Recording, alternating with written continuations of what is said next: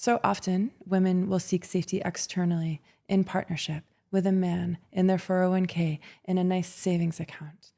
And so through daily practice, through lifestyle design, through healing your nervous system, she creates safe gardens.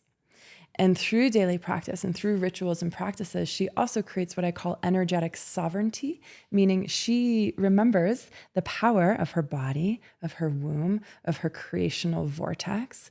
And she stops leaning externally for energy and for inspiration and vitality. And she generates that for herself. Yo, what's up, everyone? And welcome to this very special episode of Stay Grounded with somebody who is near and dear to me, my new partner and beloved, Natalie Adele. Natalie is, I'm biased, obviously. She's one of the most fascinating human beings I know and have met this year. But in this episode, we really got to speak about something that is near and dear to her heart, which is how do we actually lean into the slow life? What does it take to disconnect from the matrix and actually be present inside of every experience? And how do we learn to access beauty in these experiences? And what are the devotions and the practices and the commitments that we must make in order to step into accessing the full beauty of the moment? She truly is a master of her craft. She's practiced Kundalini and trained with some of the world's leading masters, and has supported women in their journey of awakening through her one-on-one coaching containers and offerings. And this conversation was just so sweet because I get to have so many amazing conversations with Natalie off the mic. And this one was really special for me because I feel like I got to just listen to her and to experience her step into her element and share her wisdom in a way that even I haven't heard her share before. So I hope you enjoyed this conversation. I hope you get to see and feel her depths. And I hope it moves you and inspires you to step into more of the beauty way. So without further ado, here is the dearest, Miss Natalie Adele. Enjoy.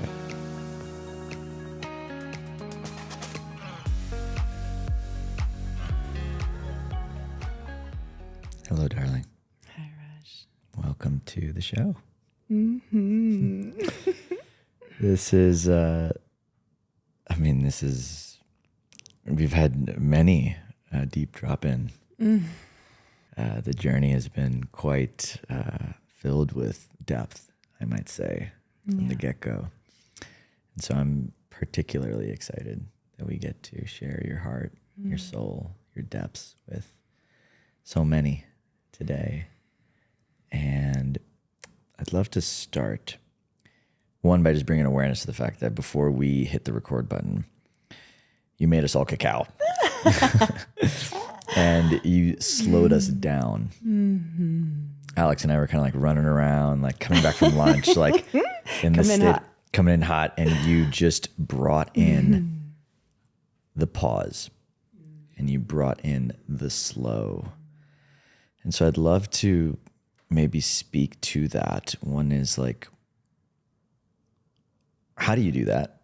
Like there's like this how, which I think we'll touch on at some point in the podcast. But like one, why is it so important for you to move slow? Mm-hmm.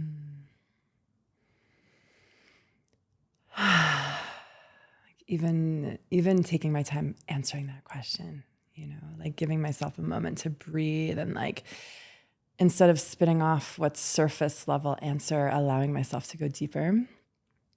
And so that's the value of living in the slow lane and connecting to, I like to say connecting to the space in between words, connecting to the sounds in between musical notes. Like it actually takes, I believe it takes a lot of courage to slow down because we're more likely to be seen in our flaws. Like if we rush, maybe people won't see us, And so, I live my life in the slow lane.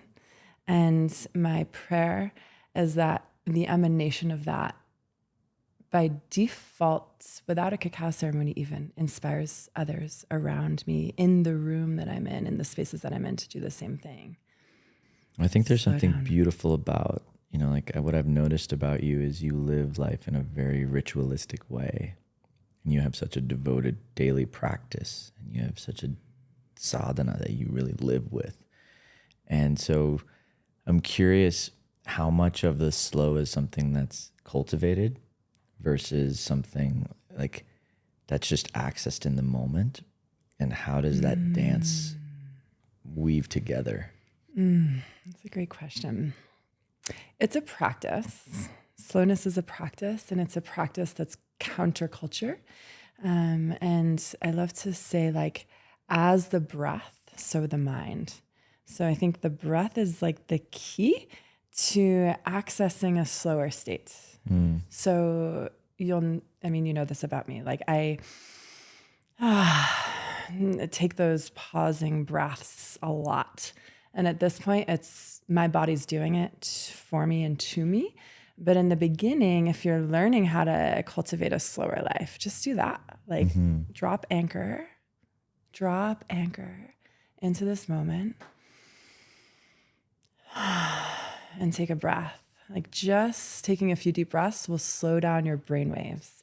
So even if nothing changes, even if the mind is still moving, even if the world around you is still rapid, just like a deep breath, 6 deep breaths, like drops the anchor into this moment. And so I think it's a practice, and it's a remembering, to keep on slowing down. And so, like creating pockets of peace for yourself throughout the day. And you can use technology to your advantage for that one, like setting an alarm to go off every hour. And it's like, oh wait, what is that? Oh, it's a reminder to slow down. How do I do that? Drop anchor, take a deep breath. Like, what's happening with my body? Am I talking fast? Am I walking fast? Am I eating fast? Am I texting fast? Am I breathing fast? Like everything around us has an opportunity to slow down and to join us in that space. Well, and there's a beautiful fallacy of the mind in that speed means progress, or speed means anything other than just activity.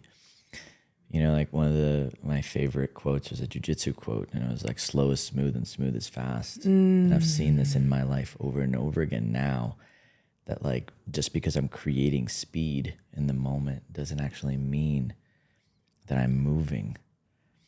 And so there's a wisdom in the slow. There's a wisdom in the silence. There's a charge in many ways, like an energetic tune or a tone to the space in between the notes. And I've been sensing that and feeling that. And as we've related, like I've actually felt myself, even like I can feel the tendrils of me wanting to jump into work or jump into doing. But the wisdom is in the being.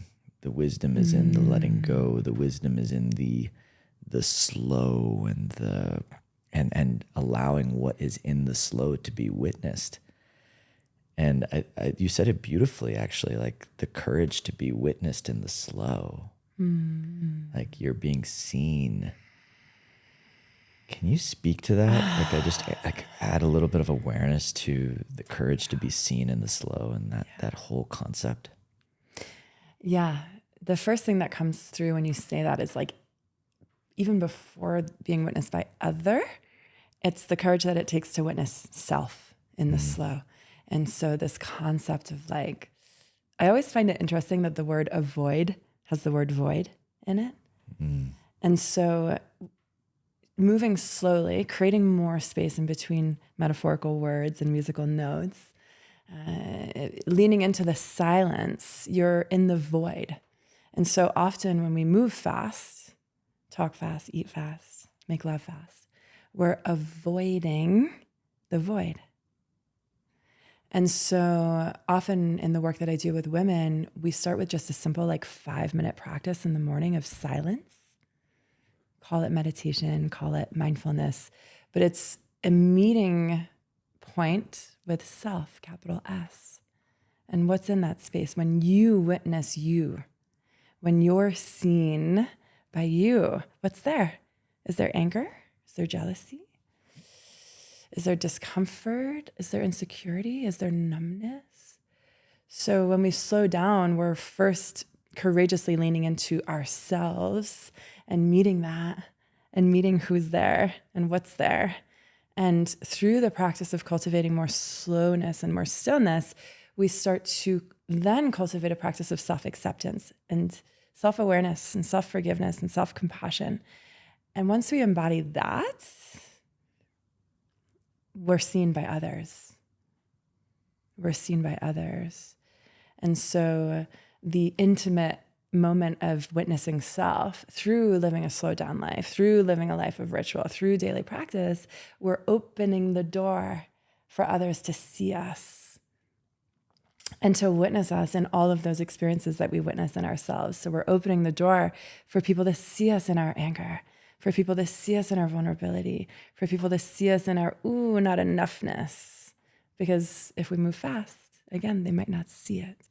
Why do you feel like it's so difficult for us to see ourselves?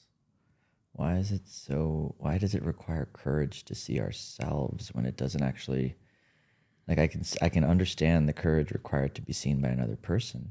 And I understand that, my mind understands that, but why the self? The self is just me and me. Yeah. Two things are coming through there. The first thing is, well, one, we don't live in a world that promotes or even teaches us how to do it. So it takes courage to learn something new, you know, and to have the motivation and the drive and the inspiration to learn that skill and to find the teachers, the tools, the resources, and literally be a salmon swimming upstream and choose to live a life that's counterculture. There's courage in that, you know? So just the act of it is courageous. And then what may or may not be revealed in that space is also why it's courageous. We are our worst critic, you know? And so in that space of stillness, slowing down, self-inquiry, what are the voices that we hear?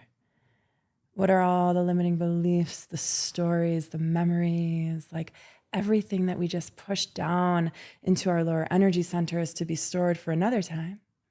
Well, now's the time, you know? And so it takes courage to relearn, who am I if I'm not following the script of society? If I'm not marching to the beat and the metronome of the modern world, who am I? It takes courage to discover that. Well, I'm just hearing I believe that the reason why it takes courage to discover that is because once you discover it, you can't unsee it. Totally. And once you know the truth of you, there's no going back. And sometimes following that thread requires deep faith. And, you know, we were talking beautifully the other night about the journey from fear to faith, and then the journey from faith to trust. And I think that those micro moments of trust, of choosing to have faith in this unveiling, and choosing to trust in the unbecoming, is the spiritual dance, I would say. In many ways, it's actually the practice of the soul realizing the soul through the unbecoming, and then the becoming, and the claiming of what is I, what is self, capital S self, and how do I move through the world with that. Yeah. And so I want to actually transition into your journey with relating to the capital S self. Like, what brought you into deeper intimacy with you? Like, what kick-started that journey? Oh, gosh. Wow. I really have to think about this one because it's been just as of late, like a daily unfolding. Like I'm not sure if I can, so many people have a thing, a ceremony, a Kundalini awakening, a moment, a defining moment. And for me, as it is with the feminine path, it was a slow unwinding and a slow descent. And I would say, probably during 2020 was when it all really kicked off. Like, where I closed my yoga business, left the medical field, sold everything I owned, massive ego death, one after the other, left a relationship and moved to the jungles of Costa Rica. And in that space, lived on my own in a little casita, surrounded by monkeys and macaws and like rainstorms. And it was me and my dog. And I didn't have a car. And I wasn't working at the time. And I just sat with myself in tea ceremony every day, Kundalini yoga, meditation, silence, crying, and just allowed myself like surrounded by the like composting, I don't know if that's a word, energy of the jungle, and like let myself just be in the void. And didn't have Netflix, didn't have books, wasn't on social media even at that time. And it was just me. I literally designed it so that I had like no distractions. And it was the descent into the underworld. So two things. One, you said designed. Yeah. What led to the desire for you to design such an extreme container? It was slow, like years leading before that, I slowly untangled from the web of technology and unsubscribed from a lot of systems. And then I was like, I didn't come this far to just come this far. Like, let's go deeper. And so creating intentionally, that's why I use the word design. It was very intentional, like leading up to that, having self-awareness through moments of stillness and self-inquiry. What are my distractions? Netflix, WhatsApp threads, social media, Game of Thrones, whatever it was. And so I intentionally removed those things, courageously removed those things to be with what is. And I knew in my journey of life, there was before this moment and after this moment. And I came to the jungle in many ways to die, to undo everything that just by living in the modern world was created for me. Lifestyles, belief systems, ways of relating to my body. I was just ready to let it all go. And so sometimes I can be a little extreme. And that was like a moment of extremism in my life, to let it all go. And as you said, rediscover and become something completely new while keeping the essence of me. Mm-hmm. And I think that's the brilliance of unplugging from the U.S. I felt that same way when I left the U.S. a few years ago. Like I felt this sort of like seismic shift that happened, and with just 6 months of being in the jungles. There's something about the wild nature of the jungles that doesn't actually appreciate order. In fact, order does not live there. It shakes it all away. And if you try to hold on to order, if you try to grasp, she'll chew you up and spit you out. And we have many friends who have had that experience of coming in. And I think there's a brilliance to the letting go. And you said the feminine way. Like and I'd love for you to maybe describe what is that? Like when you mention like the descent of the feminine, or like what does that actually mean in that? Because I actually sense that, the journey to Nosara in many ways for me as well was like a very letting go of control, letting go of, and that does feel like the path of surrender, which to me feels like the feminine way. And so I'm curious, from someone who lives it, what is that? How would you define it for anyone who might be listening? Mm-hmm. I'm laughing because the first word that comes through is nonsense. It's nonsensical. It doesn't make sense. It's nonlinear. And what I mean by that is my whole life leading up to that moment was very masculine, very linear. I did the thing. I went to grad school to get the degree, to then get that job and then make X amount of money. And it was very transactional and it made sense and it was celebrated. And it was very much involving my mind and my intellect and logic. And I'm also really grateful for all of those systems. The feminine way is nonlinear. It's a spiral path. So the masculine is from A to B, straightforward. Make a plan, execute that plan, risk mitigate what could go wrong, and journey on. The feminine way is spiral. So it's like this, it's like a spiral staircase or like the helix of DNA.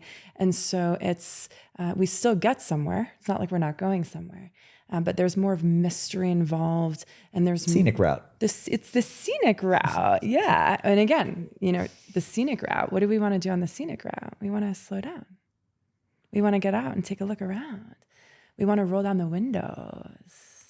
So it's like it feels more co-creative with the world around us, the beauty around us, the landscapes around us, the ritual, the nature, all of it. And so that moment for me was very feminine because I was literally immersed in Shakti, the jungle of Costa Rica, where she reigns and she thunders and she earthquakes. She's alive and juicy, And so the feminine way is mysterious. It's like I have an idea of who I want to be or how I want to feel. I can desire map my way through it, but how I get there, if I get there, when I get there, total mystery, total mystery. It's co-creative and it's more of a descent. So the masculine path is ascending, it's rising, sunbound, skybound, logic-bound, intellect-bound, future-bound. The feminine way is a down and in. It's a down and through. It's a descent and going deep, deep, deep into what I call like the underworld, where we allow ourselves to die, to be reborn. Feminine energy is very regenerative, the compost, the energy of compost, death, rebirth, death, rebirth. So that energetic tonality of surrender is so valuable and actually necessary for the feminine path because there is no steering wheel. There is no map. There's no GPS. It's a unfolding and allowing the intelligence of your body, the cycles of life, and the rhythms of nature to co-create the path for you and with you. What has been your path of integrating all of that into practice? Like the wisdom of nature, the wisdom of the body, the wisdom of like everything that's happening. Like how do you weave together all these different wisdom centers into a practice?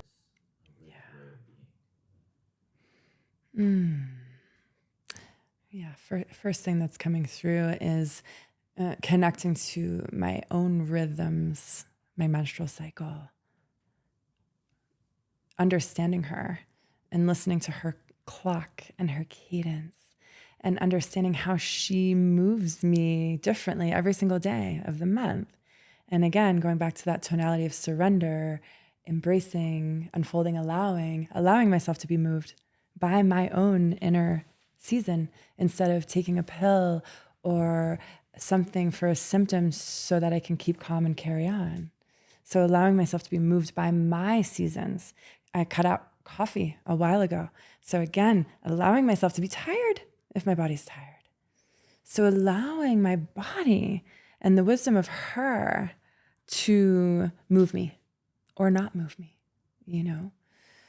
and developing a healthy relationship with technology was really important as well, because if we're going to lean into the technology of our own body, perhaps we can lean into the technology externally a little less.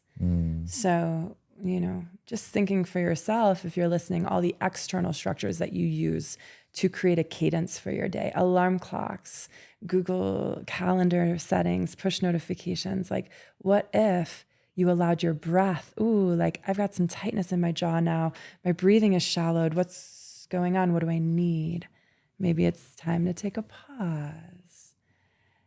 So a healthier relationship, I say, like untangling from the tech web and supplementing that with more time outside with her. It seems so simple. Yeah. But connecting with nature more and allowing her to, like, feeling her. We've had conversations around this topic of eco-sensuality and allowing your body to be touched by moss and squishy mud in between your toes and the heat of the sun and like the cross breeze on your cheeks, and like starting that dialogue and that conversation as a way to learn how to remember your own wisdom in nature internally.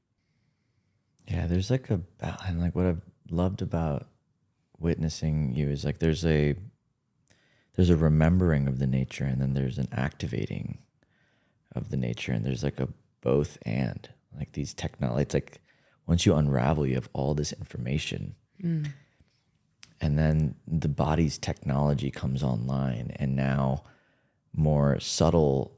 Like I'm just thinking of like even in my journey, like once I cleared the body, meditation became such a super potent portal for me to access depths that I couldn't have even accessed on my own.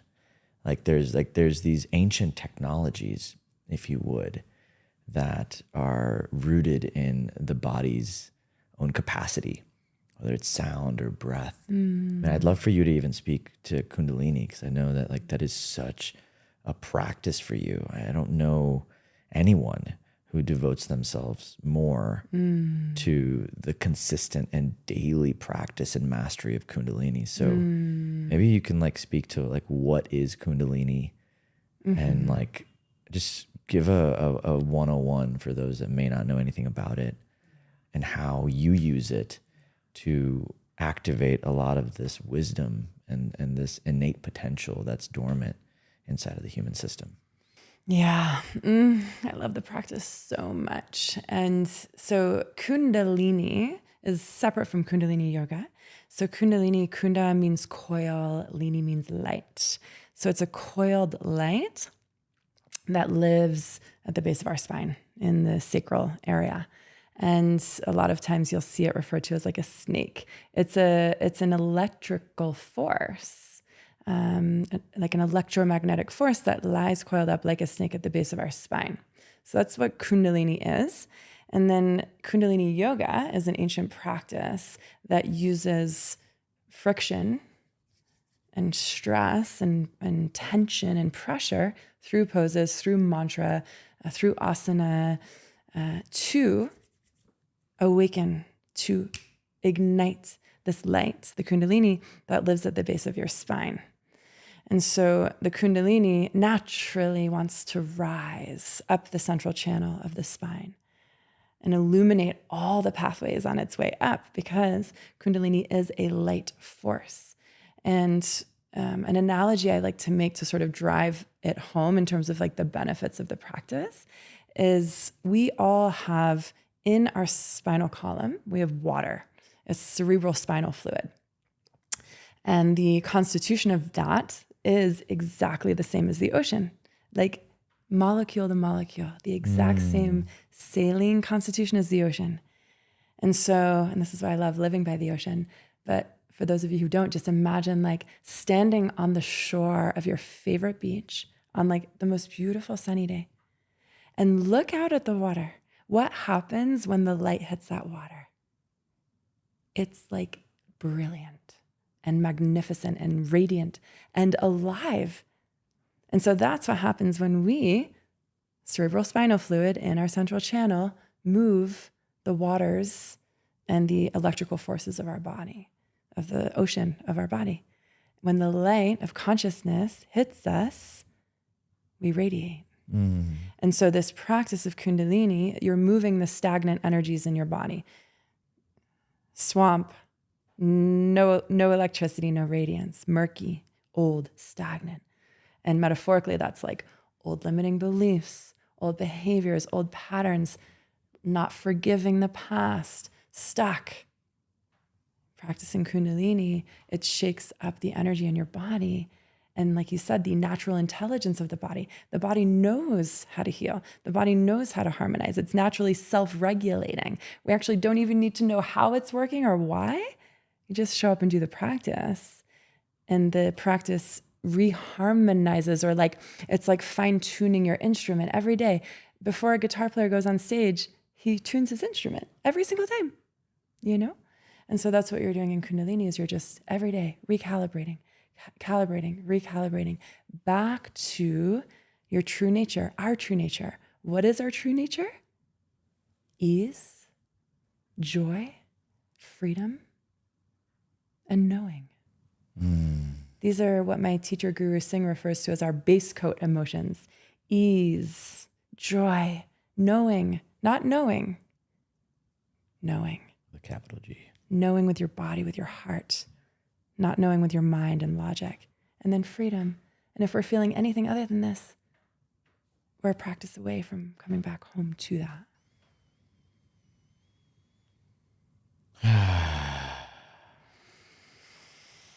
I'm just tuning into the even that last sentence, we're a practice away. And I'm curious how much of Kundalini is just the practice of showing up at the altar and just doing it versus any other element like courage or like, because there seems to be like an important dance between the doing and the being that comes with the alchemical process of using a tool like Kundalini to activate more of you. Yeah. So I'm curious if you could speak to that. Yeah. That's such a great point. What's surfacing when you're presenting that is this concept of like empty ritual. You can have ritual, full ritual, where all of you is online, all of you is present, your heart, your intentionality, your whole body, your awareness. Or you can move through empty ritual, where you're just doing it to do the thing and to mark the box and to move on to the next thing. And so, yes, you could show up and do the practice, whatever that practice is. Right now we're talking about Kundalini. You can show up to that mat, do the technical poses and the 12 minutes of this and the chanting for that amount of time and get benefit. And if you show up in totality, in fullness, meaning all of you is welcome. At my sister and I's yoga studio, our mantra was "Come as you are." So, can you show up to that practice on the metaphorically rainy days, and be okay with that? Can you show up to that practice with an injury and be okay with that? Can you show up to that practice like really not wanting to be there and be okay with that? And so, eventually, when you practice consistently in Kundalini lineage, we call it sadhana. Sadhana is evoking the divinity within us. And anything can be a sadhana if you do it every day. And so that showing up consistently creates an inner integrity with yourself. And that creates an inner, eventually you start to trust yourself, and then your body can trust you. And you get into like this really beautiful harmony of like, I'll show up tomorrow too. And there's a lot of inner child healing there. I always think of like all the times that like our parents forgot to pick us up from school or like forgot about that recital. This is the moment that you can forgive that. And the courage piece is really important because I always like to say daily practice sets the tone of worthiness.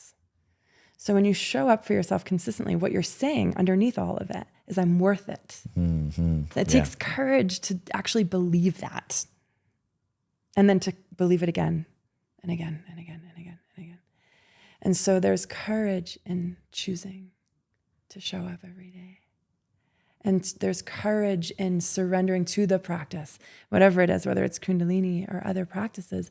There's courage in surrendering to allowing that practice to do you, to take over you and to rearrange you in many ways. Can you speak to that? the practice of allowing, or the practice of allowing the practice to rearrange, move. Because I think there's an important, I want to bring awareness to that, because I think most people think a practice is actually a consistent thing over and over again. I'm showing up, I'm going to get this benefit out of it, which is why I do the breath work, which is why I do the meditation. Yeah. But the way you just described practice allows it to be so much more dynamic and so much more expansive. And so I'd love to amplify that, if you would. Yeah. So I think there's two things that are really important, and these actually involve like the masculine and feminine energetics. One is showing up consistently. And so for a lot of people, that may look like literally putting it in your calendar, setting a time. How long are you going to do it for? So that's like the sort of like practice piece of consistency. Within that containment, within that commitment, within that consistency, within that metronome, that's the piece where the mystery unfolds. That's where the surrender unfolds. That's where the feminine energetic unfolds. Like I was saying earlier, of like the feminine path is like allowing yourself to be co-created with and by all the elements around you as well. And so when you spoke to what some people do is like, I'll do the 11-minute breath work to get X, Y, or Z, right? So I'll do the breath work to have more energy, to feel more X, whatever, insert emotion here. And can you see there's like, there's an expectation and sort of an extractive quality from that? Like you're actually, and there's nothing wrong with that. I think it's just important to highlight the energetic tonality of extractive, which is the modern world. And there's a little bit of a spiritual capitalism there of like, I do the thing, the spiritual thing to benefit, to gain, to get, versus receiving from the practice. And we don't know what that's going to look like. Some days I show up to my mat and I cry. Some days I show up to my mat and it actually surfaces anger for me that I didn't know was there. Some days I show up to my mat and I'm like, I'm bored. I don't want to be here. And so I'm allowing myself to receive myself and whatever the practice wants to offer me that day, How does that relationship to your practice actually shift the quality of your life?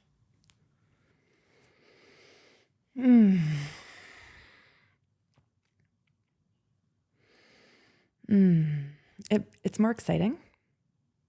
It's way more exciting and mysterious. And like, it's almost like, think of just relating to a person in that way. Like if you and I were going to go out to a dinner date and I'm like, I want to get the pasta and I want to go to the Italian restaurant and I want to talk about X, Y, and Z. And I want him to kiss me at the end of the night. And it's like, I've already designed it and decided what it will be, versus where are we going to go? What should I wear? What do you want to eat? What do you want to talk about? And it becomes more co-creative. And so if I can have that relationship with myself through my daily practice, and if I can have that relationship with the energetics of the universe through my daily practice, everything else, this is again the benefit of sadhana. My teacher, Guru Singh, says the best way to prepare for something is to just prepare for it just before you do it. So when we're in sadhana, what we're doing is actually preparing ourselves for the day. And so if we can approach it in a way of mystery, surrender, and commitment, and dedication, and devotion, okay, well, when your practice is complete, how do you make your morning cacao after that? How do you have your first team meeting after that? And so actually, and Osho says this quite often, he's a Tantra teacher, it's like, eventually, like you don't even need to do the practice. You are the practice. Your whole life is the practice. And the yoga becomes every moment in between your yoga. Every moment in between your sadhana is the actual yoga. And that's what we're preparing for when we sit at our mat, at our altar every morning, is to embody those teachings. What I'm just tuning into is the remembrance that, so within, so without. By shifting your relationship to what's happening within you, you naturally shift the way that you experience life. And that to me is one of the most empowering reminders we can have. It's not about anything external that needs to shift, by shifting our relationship to the emotion of anger, we shift our relationship to the way we experience anger in our lives. By shifting our relationship to any practice, any concept, anything, you are legitimately shifting the way you experience it all. And what a powerful gift to give yourself in so many ways. What an unlock of sovereignty in so many ways. Like why are we here? We're not here to be caged and limited and kept at bay to our emotions. We're here to rise above them. And that's what feels so empowering in the way that you're even speaking about this. Like by shifting that relationship to something as simple as a practice and what we expect from it. You have the potential to shift the way you experience all of life. Yeah. Leaning in with curiosity. Like what's here today, you know? And this is why it's like you're committing to self, showing up, you know, but then allowing yourself to be surprised. Like let life surprise you. Let your practices surprise you. Let your conversations surprise you. And this is going back to what we were talking about at the beginning of like slowing down. It's like we get to embody that childlike wonder again. Think of how slowly a child navigates space for the first time. They're just like taking it all in, wonder, you know? And one of the common mantras in Kundalini yoga is wa he. And that means wow, you know, wow. There's something humbling and courageous about allowing ourselves to be wowed by life, about allowing ourselves to be like in awe of life. We don't know it all, you know? So if we slow down, it's like, we can take it in. We can take it in. And another piece that feels important to share is like using your daily practice as a form of creativity. So many women I work with are like, I'm not creative, or just people in general, but like create an altar for yourself.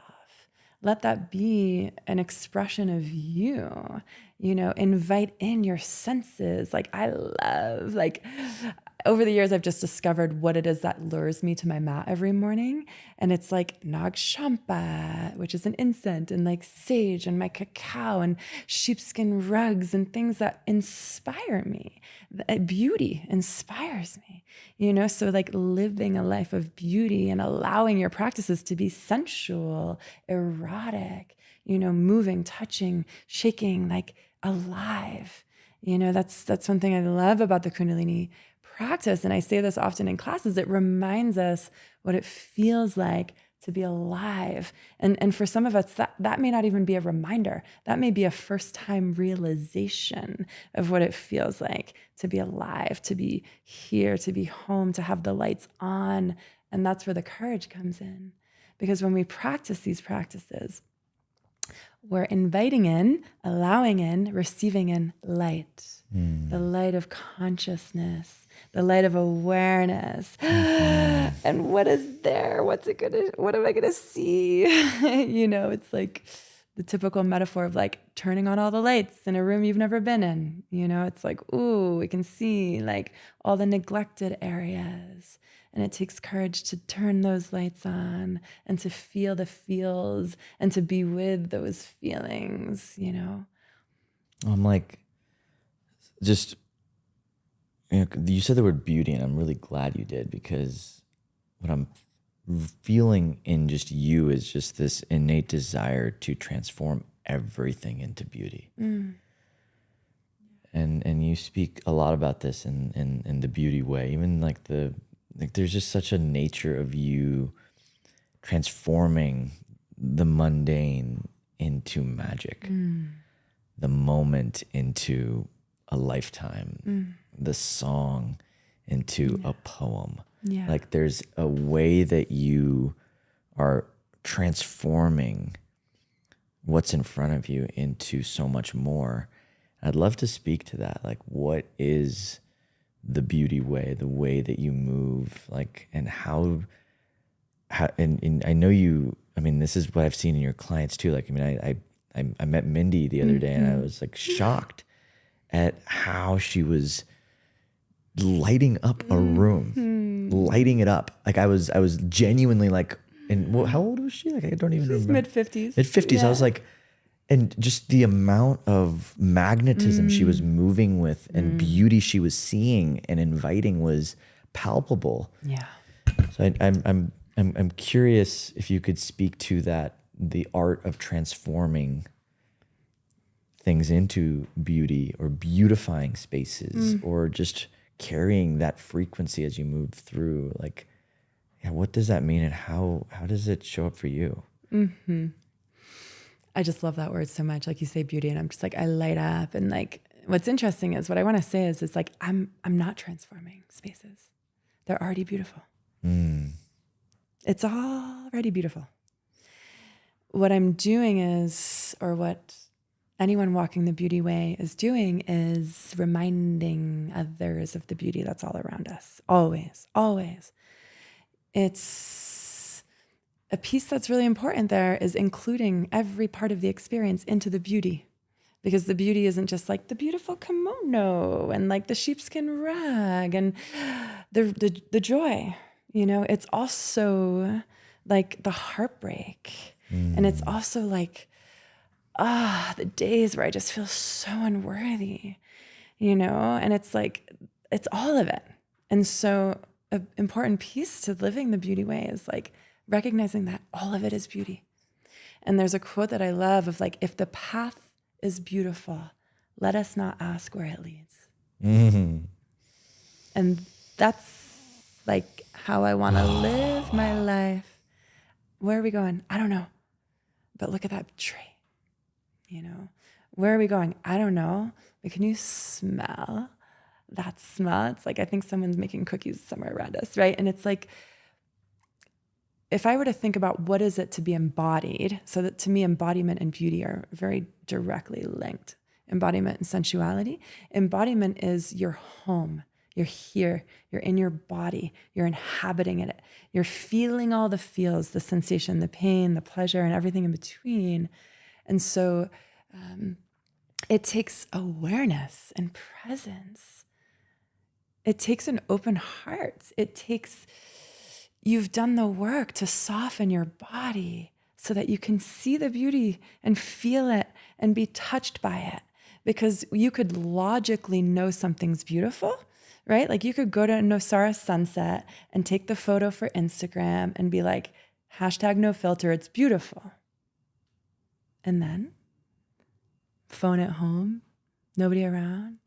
You just gently, humbly walk up to the ocean edge and look at the sunset and think about the significance of what that means as it drops into the horizon and another day is done. And that's the beauty. Letting it touch you, understanding the metaphor of life, the significance, the meaning of life. That's the beauty way. It's like letting it move you beyond the aesthetic. Aesthetic is fun. You know, I have like Taurus and Cancer in my chart. Like beauty is a huge piece of, it's one of my values. And I'm here to beautify spaces and create beauty. And we all have access to that way of living, that way of like really intentional and slow living. I'm glad that you brought up the embodiment piece because I think that was the biggest realization I had when I got to Nosara. There was at one point, I remember there was this last season, I was walking down the beach and it was sunset and it was just like the sun was falling down and it was just stunning colors.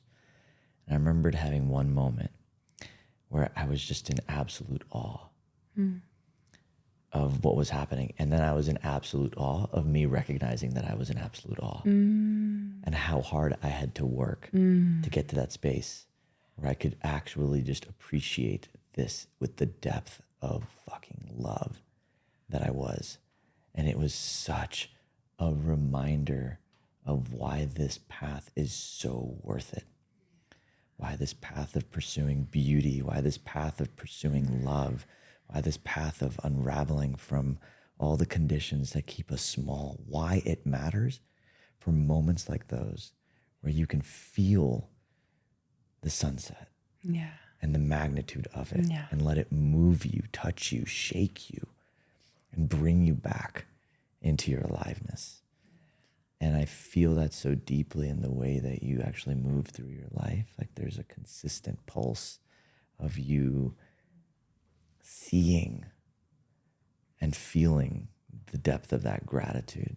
Like there's an embodiment of the gratitude that I feel in you, of just love and I actually remembered when we first, met and started dating and relating, was like, you were coming off of a heartbreak in many ways, and I remembered you posted up something on Instagram around like you moving through that, and how even that experience was something you would never turn away from, and the depths of you feeling that. And it was something I resonated with so deeply, because I can't have the beauty in my life without the heartbreak. I cannot experience the depths and the ranges of love or joy or ecstasy without also knowing the shadow and the crisis and the pure annihilation that it feels like on the other side. And to shy away from the grief so that you can have more joy is a backwards concept, because without the grief, there is no joy. And I feel like that's what you teach. It's what you are. It's not even something you teach. You just are it. I've been witnessing it in you. It's like the most consistent thing I see. And then when I saw your client, I was like, yeah, okay. Like it makes complete sense that there's like, when you devote yourself to this path of remembering, of slowing down, of listening, of being, you actually speed up all of life. Yeah, that's why it takes courage. Because shit's gonna go down. It's gonna go down, and it's gonna go fast, and it's gonna happen. And it's gonna happen lightning speed. And then the courage becomes your capacity to receive. Yes. Do you have the courage to receive all that life wants to give you, and to see the provision in everything that life is giving you, whether it's something you signed up for or not, especially if it's something that you didn't expect? Can you see the provision in it and the gifts in it? And that takes tremendous courage. It does take courage. And it's going back to, okay, how can we relate to life in the way that we relate to our 30-minute morning practice? Receiving, not extracting or expecting. So it's like, we don't know what we're going to receive, how we're going to receive it, when we're going to receive it, if we're going to receive it. But, and I say this in class a lot, is like, we can't receive a gift with clenched fists. And I say that because a lot of times people will clench their fists in class. And so it's like, because it's a gripping, it's a control, it's a safety, it's a nervous system response, it's all of the things, but it's so symbolic of like, oh, there's so much like softness and vulnerability in this movement, in our body, in our hearts, in our surrender to life, laying it all down at the altar of love and praying to be moved and transformed and changed by whatever force it is that's guiding us. And I love that you mentioned the word gratitude. One of my Kundalini teachers, Yogi Bhajan, says that the attitude of gratitude is the highest form of yoga. Damn, I love that. Yeah. And it's like, okay, that means you can live a yogic lifestyle and never step foot on a yoga mat, And so practicing the gratitude, and again, thank you, thank you, thank you. Thank you for the beauty. Thank you for the heartbreak. More.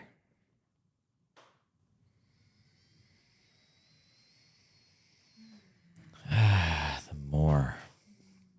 That's the shift, right? When you actually get to a place of being in the experience and you say more. If you would be so inclined to share a little bit more about what you do and how women can work with you and how they can find you. So I take women on the long, slow, mysterious path back home into their bodies. and into their essence. And as I mentioned in the beginning, the feminine way is a descent. It's an unwinding, it's an unlearning, it's an undoing. So rediscovering who she is, or even just discovering who she is without societal conditioning, without the metronome of the modern world. And so much of the work that I do with women, especially in the beginning, is helping them to create a sense of safety within themselves, unwavering. And so often women will seek safety externally in partnership with a man, in their 401k, in a nice savings account. And so through daily practice, through lifestyle design, through healing your nervous system, she creates safe gardens. And through daily practice and through rituals and practices, she also creates what I call energetic sovereignty, meaning she remembers the power of her body, of her womb, of her creational vortex. And she stops leaning externally for energy and for inspiration and vitality. And she generates that for herself. So the first portion of our journey together is really creating safety and creating a sense of trust with herself. And then eventually, when the moment is right and she's willing and receptive, we start to then explore sensuality, sexuality, erotic embodiment, authentic relating, pleasure, play, once the foundation of safety is there. And that's the super yummy, juicy, fun exploration. And so it's a long journey, 6 months, a year and a half, as long as it needs to be. We don't want to force, push, or jam open any part of her body. She's had enough of that before. And so it's a one-on-one journey that I take women through to really devote my loving awareness, and in a way that's unique to her, share my tools with her. And I like to say it's a co-creation. It's a sisterhood. We become really deeply entwined in the most beautiful way, and her desires end up on my altar. And we weave together. And I like to say, like, I'm her lantern holder, and we walk through the mystery together. I just want to speak to your desires ending up on my altar. Like, that is like such a beautiful capture of what I've experienced from you and your clients and whoever enters into your life. Like, you so devote yourself to their well-being, and you pray for them, and you include them in your prayers. And I feel that for myself. I feel included in your prayers. Yeah. Like, I feel you include your clients in your prayers, your family in your prayers. Like, and it's the real deal. And I think that's what makes you so unique in so many ways, in that you are that intentional with prayer. Mm-hmm. And so if anybody wants to get in touch with you, you can follow Natalie on Instagram. I think it's at the Natalie Adele. Mm-hmm. And we'll tag her in all sorts of video clips. And so as we release the episode, just go ahead and follow her and send her a DM if you're interested in learning more about her one-on-one offerings, or just thanking her for anything that was mentioned on the podcast. But Natalie, I have one last question for you. Yes. In the midst of everything you're doing, I'm butchering it. Wait, hold on. In the midst of everything you're doing, everywhere you've been and everywhere you're going, how do you stay grounded? Or no, how do you become more grounded? I'm making you blush. I'm like, it's just, I'm feeling a little flustered right now. Hold on, okay. In the midst of everything you're doing, everywhere you've been and everywhere you're going, what is one thing you've done every single day to become a more grounded human being? Mm-hmm. It's my sadhana. It's my daily practice. That's the metronome that keeps me here every day, moment to moment, as I kneel down and ask to be reborn every day.